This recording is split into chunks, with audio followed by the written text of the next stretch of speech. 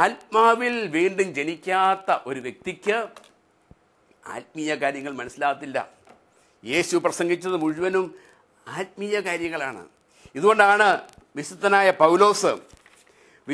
പൗലോസ് പ്രസംഗിക്കാൻ വന്നപ്പോൾ അവൻ പറഞ്ഞു, ഞാൻ നിങ്ങളോട് പ്രസംഗിക്കുന്ന വചനങ്ങൾ 1 കൊറിന്ത്യൻസിൻ്റെ 2-ാമത്തെ അധ്യായത്തിൽ 1 മുതൽ വായിച്ചാൽ, സഹോദരരെ, ഞാൻ നിങ്ങളുടെ അടുക്കൽ വന്നപ്പോൾ ദൈവത്തെക്കുറിച്ചുള്ള സാക്ഷ്യം നിങ്ങളോട് പ്രസ്താവിച്ചത് വാഗ്വൈഭവമോ ജ്ഞാനമോ കൂടാതെ ആയിരുന്നു.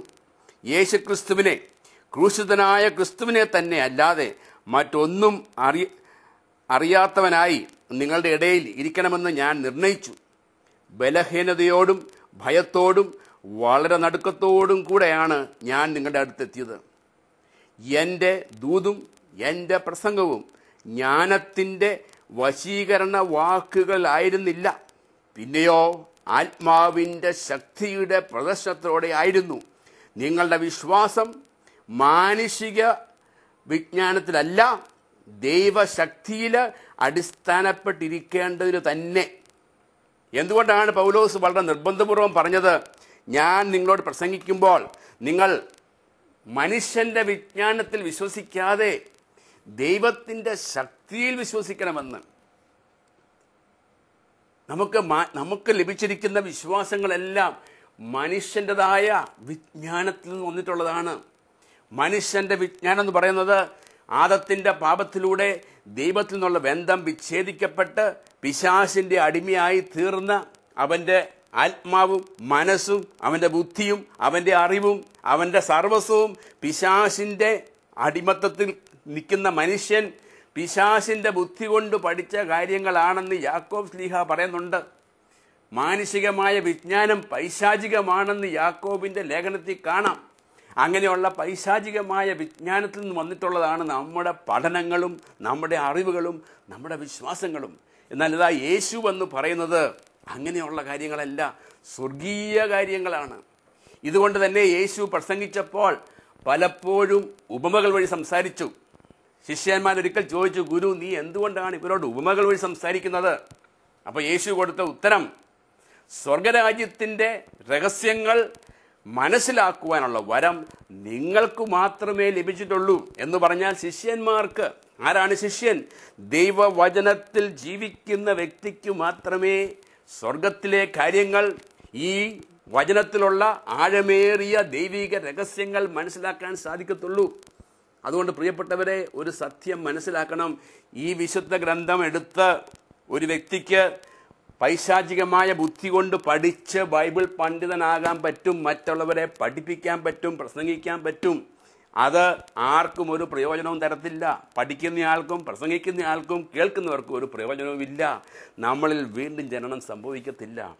ഇങ്ങേ വശത്ത് ഒരു സ്കൂളിലും പോകാതെ, പഠിത്തവുമില്ലാതെ, ആരാലും അറിയപ്പെടാതെ, ആരും അംഗീകരിക്കാതെ, ആരും ശ്രവിക്കാൻ കൂട്ടാക്കാത്ത നിസ്സാരരായ മനുഷ്യർ, എന്നാൽ ആത്മാവിൽ ജനിച്ചിട്ട് ദൈവാത്മാവിനാൽ നയിക്കപ്പെട്ട് ദൈവത്തിൻ്റെ സ്വരം കേട്ട് ഇതിൻ്റെ ആഴമേറിയ രഹസ്യങ്ങൾ വെളിപ്പെടുത്തി കിട്ടിയ നിസ്സാരരായ മനുഷ്യർ നിങ്ങളോട് പ്രസംഗിക്കുമ്പോൾ നിങ്ങൾക്ക് വീണ്ടും ജനനം സംഭവിക്കുന്നത് ആ മനുഷ്യൻ്റെ പ്രത്യേകതയല്ല, അവനിലുള്ള ദൈവത്തിൻ്റെ ജീവൻ നിങ്ങളിലേക്ക് കടന്നു വരുന്നുണ്ടാണ്. ഇത് ഇന്ന് പലരും മനസ്സിലാക്കുന്നില്ല. സാക്ഷാൽ യേശുക്രിസ്തു തന്നെ ഫരിസേയന്മാരുടെ മുമ്പിൽ, പുരോഹിതന്മാരുടെ മുമ്പിൽ നിന്നപ്പോൾ അവൻ പറഞ്ഞ സത്യങ്ങൾ അവർ തിരസ്കരിച്ചു. അവരുടെ വിശ്വാസത്തിനെതിരെയും അവരുടെ പാരമ്പര്യത്തിനെതിരെയും അവരുടെ ആചാരങ്ങൾക്കെതിരെയും അവരുടെ അനുഷ്ഠാനങ്ങൾക്കെതിരെയുമുള്ള അവൻ്റെ പ്രസംഗങ്ങൾ കേട്ട് അവർക്ക് ദേഷ്യം വന്നു. പലപ്പോഴും അവനെ കൊല്ലുവാൻ പരിശ്രമിച്ചു. അവസാനം അവനെ ക്രൂശിച്ചതുമൊക്കെ അവർക്ക് ദൈവത്തിൽ നിന്നും മോശ വഴി കിട്ടിയ ആ ജീവിത രീതിയിൽ വ്യത്യസ്തമായിരുന്നു. മോശ പഠിപ്പിച്ചത് വ്യഭിചാരം ചെയ്യുന്നവരെ കല്ലെറിഞ്ഞ് കൊല്ലുവാൻ. അതുകൊണ്ട് വ്യഭിചാരത്തിൽ പിടിക്കപ്പെട്ട ഒരു സ്ത്രീയെ അവർ യേശുവിൻ്റെ അടുക്കൽ കൊണ്ടുവന്നു. യേശു അവളോട് ക്ഷമിച്ചു. അതവർക്ക് മനസ്സിലായില്ല. അവർ പഠിച്ചതും അവർ ശീലിച്ചതിനൊക്കെ എതിരെയായിരുന്നു യേശു പറഞ്ഞത്. കാരണം യേശു ദൈവത്തിൻ്റെ വചനത്തിലാണ് നിന്നത്, മറ്റവർ ആചാരങ്ങളിലും അനുഷ്ഠാനങ്ങളിലും. വീണ്ടും ജനിക്കുന്നവനെ ദൈവവചനത്തിൽ ജീവിക്കത്തുള്ളൂ. വീണ്ടും ജനിക്കാത്തവർ മനുഷ്യൻ്റെ കൽപ്പനകളിലും മനുഷ്യൻ്റെ ആചാരങ്ങളിലും പാരമ്പര്യങ്ങളിലും ജീവിക്കുന്നു. ഇത് വളരെ അപകടകരമായ ഒരവസ്ഥയാണ്. കാരണം ഈ ലോകത്ത് ഒരു മനുഷ്യന് ഏറ്റവും അധികം ജീവിച്ചാലും 100 വയസ്സ് വരെ ജീവിച്ചാലും അതിനുശേഷം നമ്മൾ ഈ ലോകം വിട്ടു പോകും. നിത്യമായ ഒരു സ്ഥലത്ത് നമ്മൾ ചെലവഴിക്കേണ്ടി വരും. അത് ഇൻഷുർ ചെയ്തിട്ടുണ്ടോ? ലൈഫ് ഇൻഷുറൻസ് ഇവിടെ വെച്ച് എടുക്കുന്ന പ്രിയപ്പെട്ടവരെ, നിങ്ങളുടെ നിത്യമായ ജീവിതം നിങ്ങൾ എവിടെ ചെലവഴിക്കുമെന്ന് ഇൻഷുർ ചെയ്തിട്ടുണ്ടോ? ആ ഇൻഷുറൻസ് യേശു ക്രിസ്തു മാത്രമാണ്, ദൈവത്തിൻ്റെ വചനം മാത്രമാണ്. മനുഷ്യൻ പറഞ്ഞു തരുന്ന കൽപ്പനകളും ആചാരങ്ങളും അനുഷ്ഠാനങ്ങളും ഇൻഷുറൻസ് അല്ല എന്ന് ഇപ്പോൾ നിങ്ങളോട് ഞാനിത് പറയുമ്പോൾ അത് സ്വീകരിക്കാൻ ബുദ്ധിമുട്ട് തോന്നുന്നുണ്ടെങ്കിൽ അത് വളരെ അപകടകരമാണ്.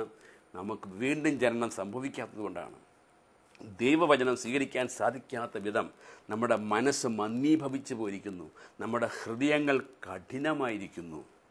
അതിനാൽ യേശുവിൻ്റെ ഈ അനുഗ്രഹം എന്നെ കേട്ടുകൊണ്ടിരിക്കുന്ന സകലർക്കും വരട്ടെ എന്ന് ഞാൻ പ്രാർത്ഥിക്കുകയാണ്. നിങ്ങൾ സ്നേഹപൂർവ്വം യേശുവിനെ സ്നേഹിച്ചുകൊണ്ട് ആകാംക്ഷയോടെ ആഗ്രഹത്തോടു കൂടി നിങ്ങളുടെ ഹൃദയങ്ങൾ തുറന്നു വെച്ച് കേൾക്കുക. യേശുവിൻ്റെ പ്രസംഗങ്ങൾ കേൾക്കുകയാണെങ്കിൽ, യേശു ഈ ലോകത്തിൽ വന്ന് പ്രസംഗം ആരംഭിച്ചപ്പോൾ സംസാരിച്ചത് മുഴുവൻ ദൈവരാജ്യത്തെക്കുറിച്ചാണ്. യേശു മതം സ്ഥാപിക്കാൻ വന്നവനല്ല. യേശു മതം സ്ഥാപിച്ചിട്ടില്ല. അവൻ മതസ്ഥാപകനല്ല. അവനൊരു മതവും പ്രസംഗിച്ചിട്ടുമില്ല. യേശു പ്രസംഗിച്ചത് ദൈവരാജ്യമാണ്.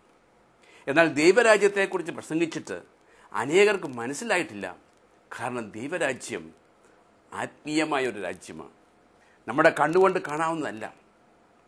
യോഹന്നാന്റെ സുവിശേഷത്തിൽ യേശു പറയുന്നുണ്ട്, എൻ്റെ രാജ്യം ഐതിഹ്യമല്ല. My kingdom is not of this world. നിങ്ങൾ കാണുന്ന ഈ ഭൂമിയിൽ ഒരു രാജ്യം കെട്ടിപ്പടുക്കുവാനല്ല ഞാൻ വന്നത്. എൻ്റെ രാജ്യം സ്വർഗീയമാണ്. വിശുദ്ധനായ പൗലോസ് റോമാക്കാർക്ക് ലേഖനത്തിൽ പറയുന്നുണ്ട്, ദൈവരാജ്യം എന്താണെന്നും ദൈവരാജ്യം എന്തല്ലെന്നും. റോമ 14:17 പറയുന്നു, ദൈവരാജ്യം ഭക്ഷണവും പാനീയവുമല്ല എന്ന് പറഞ്ഞാൽ അത് മെറ്റീരിയൽ അല്ല, അത് ഭൗമികമായ ഒരു സംഗതിയല്ല. നിങ്ങളുടെ ശരീരത്തിൻ്റെ ആവശ്യങ്ങളെ നിറവേറ്റുന്നതല്ല ദൈവരാജ്യം. മറിച്ച് ദൈവരാജ്യം എന്താണെന്ന് അവിടെ പറയുന്നു. ദൈവരാജ്യം സന്തോഷവും, ദൈവരാജ്യം ദൈവത്തിൻ്റെ നീതിയും സമാധാനവും പരിശുദ്ധാത്മാവിലുള്ള സന്തോഷവുമാണെന്നാണ് പറയുന്നത്. അത് ആത്മീയമാണ്. യേശുവിൻ്റെ വചനം മുഴുവനും വചനത്തെക്കുറിച്ച്, ദൈവരാജ്യത്തെക്കുറിച്ച് പ്രസംഗിക്കുമ്പോൾ, ഉപമകളിലൂടെ പ്രസംഗിക്കുമ്പോൾ വചനങ്ങൾ മുഴുവനും, ആ ഉപമകൾ മുഴുവനും യേശു സംസാരിച്ചത് ദൈവരാജ്യത്തെക്കുറിച്ചായിരുന്നു. ആ ഉപമകളുടെയൊക്കെ പിന്നിൽ ഒരു ആഴമേറിയ സത്യമുണ്ടായിരുന്നു. ആ സത്യം മനസ്സിലാക്കുവാനായിട്ട് കേൾവിക്കാർക്ക് സാധിച്ചിട്ടില്ല.